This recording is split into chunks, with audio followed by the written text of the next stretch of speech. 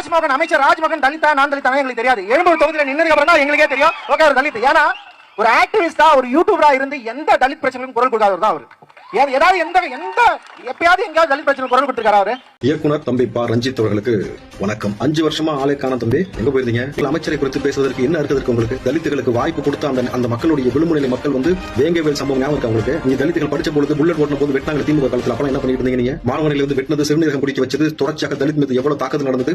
அண்ணன் திருமா அவர்கள் எத்தனை இடத்தில் பேசியிருக்கிறார். தங்களுடைய கொடியை ஏந்த விட மாட்டாங்க, தன் கொடியை ஊண்ட விட மாட்டாங்க, தன்னுடைய பிரச்சனைக்கு கட்சிக்கு எவ்வளவு நெருக்கடி ஏற்படுத்தி பல விஷயங்கள் பேசியிருக்காங்க. தலித்துகளுக்கு நடந்த பொழுது திமுக ஆட்சி நடந்த பிரச்சனை எப்பெல்லாம் நீங்க எங்க இருந்தீங்க தம்பி? உண்மையாலுமே தாவே ஆட்சி வந்த பிறகு எங்கள் தலைவர் தளபதி விஜய் அவர்கள் இன்றைக்கு விடுதலை சிறுத்தை கட்சியிலிருந்து அண்ணன் வன்னியரசு அவர்களுக்கு இன்னைக்கு அமைச்சர் பதவி கொடுத்து அழகு பார்த்து இன்றைக்கு ஒவ்வொரு இடங்களுக்கு அவர் சென்று கொண்டிருக்கார். பாக்குறீங்களா? தலித்துகளுக்கு வாய்ப்பு கொடுத்து அவர்களை எந்த இடத்துல வளர்த்து விடுறாங்க. எத்தனை தலித்துகளை இன்றைக்கு அமைச்சராக்கியிருக்காங்க தளபதி விஜய் அவர்கள்.